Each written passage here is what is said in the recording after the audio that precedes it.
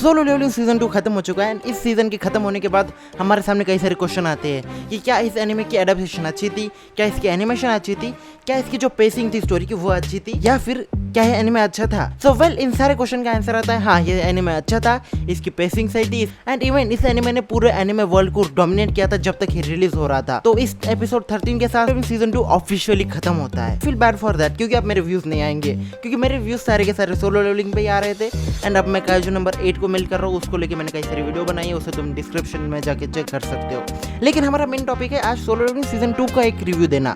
Well अगर तुम नहीं जानते हो, मतलब एनिमे वर्ल्ड के अंदर बहुत ज़्यादा नए हो या फिर तुम्हें बहुत ज़्यादा फर्क नहीं पड़ता, उस कैटेगरी में आते हो एंड तुमने सुना है कि सोलो लेवलिंग नाम का कोई एनिमे एग्जिस्ट करता है एंड उसको लेके तुम एक बेसिक प्रीमाइस जानते हो कि उसका जो सीजन 1 था उसके 1-2 एपिसोड देखे एंड उसके बाद तुम्हें सही से कहानियां याद नहीं है, लेकिन अब तुम अपने दोस्तों के बीच में कूल हो सको एंड सोलो लेवलिंग सीजन 2 का जितना भी एपिसोड है उसको लेके ज्ञान पेल सको। वेल अगर तुम ये करना चाहते हो तो फिर तुम गलत वीडियो पे हो, क्योंकि मैं साला यहाँ पे रिव्यू देता हूँ, ज्ञान नहीं देता हूँ। So well Solo Leveling season 2 का जो एपिसोड नंबर 1 है वो वहाँ पे शुरू होता है जहाँ पे कि सीजन 1 खत्म हुआ था। मतलब जहाँ तक जिन्वो ने लेवल अप किया उसी के साथ ये एपिसोड शुरू होता है। सीजन 2 के स्टार्ट के अंदर ही हमें जिन्वो अपने बहन के कॉलेज में जाते हुए दिखता है एंड हम एक झटके में देख पाते हैं कि भाई संजीवू ने कहाँ से शुरू किया एंड वो कहाँ तक आ चुका है। मतलब तुम एक झटके में नोटिस कर पाते डिफरेंस दैट हैपन।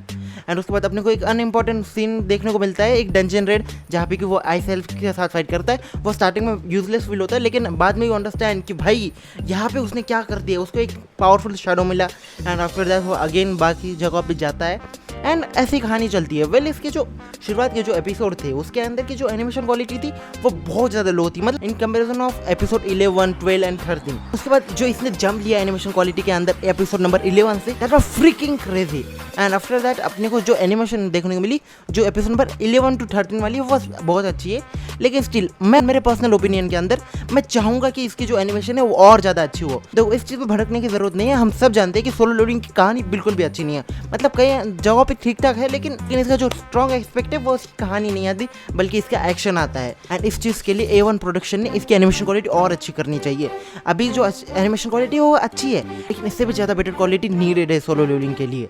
एंड इसी से बात करते हैं कि सोलो लेवलिंग मानवा के अंदर कई सारी चीज़ें एक्स्ट्रा थी जो कि हमें दिखाई नहीं गई है एनिमे के अंदर। फॉर एग्जाम्पल के लिए अभी जो लेटेस्ट एपिसोड आया है उसके अंदर हमें जेजू आइलैंड के अंदर हमें थॉमस एंड्रे का तक सीन था जो कि हमें देखने को नहीं मिलता, लेकिन एनिमे ओनली को उतना कुछ फर्क नहीं पड़ेगा, लेकिन जो मानवा पड़ चुके हैं उनको फील होगा कि भाई थॉमस का सीन यहाँ पे होना चाहिए था। जो जेजू आइलैंड के अंदर हमें थॉमस एंड्रे देखने को मिलता है वो बस यूई टाइम पास के लिए देखने को नहीं मिलता, बल्कि इसका जो कॉन्वर्सेशन है, जो इसका मूवमेंट है वह जिन्हो वर्सेस थॉमस की जो फाइट है उसका प्रीमाइस सेट करता है। वेल ऐसे सारे सीन कट किए गए हैं, लेकिन आई मीन ठीक है।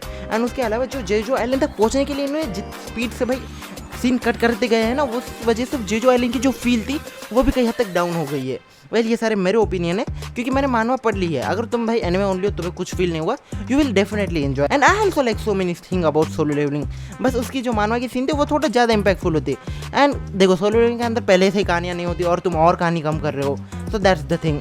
लेकिन ओवरऑल क्या तुम्हें एनिमे देखना चाहिए? आंसर आता है हाँ। If you are anime only you can definitely give it try. अगर तुम सिर्फ एक्शन देखते हो एंड तुमने सोलो लेवलिंग की मानवा नहीं पढ़ी है तो फिर तुम जाके देख लो। सोलो लेवलिंग के अंदर उतनी कोई कॉम्प्लेक्स कहानी नहीं है, या फिर तुम्हें कुछ ज़्यादा दिमाग लगाने की ज़रूरत नहीं है, यहाँ पे सारी चीज़ें तुम्हें स्पून फीड हो जाती है एंड तुम सीधे फाइट देख लेते हो। वैसे इसके अलावा इसको लेकर एक कॉन्ट्रोवर्सी हुई थी चालू एनिमे के अंदर कि भाई इसका जो एपिसोड था जिसके अंदर जुनू क्राई किया था उस एपिसोड को बहुत ज़्यादा डिसलाइक किया गया था, not even the haters by the Solo Leveling fan, कि भाई जुनू रो कैसे सकता है, वो यमसी है, उसको ह्यूमन की तरह कंसिडर नहीं किया गया। वेल इसको लेकर कई सारे लोगों ने डिफेंड किया, इवन आई डिफेंड जिन्हू इन दिस सिनेरियो कि भाई वो कैरेक्टर एक ह्यूमन है एंड उसकी जो इमोशन है वो सही फील हुए and this was the scene जहाँ पे कि हमें स्टोरी का भी एस्पेक्ट देखने को मिलता है। Well that was the all thing.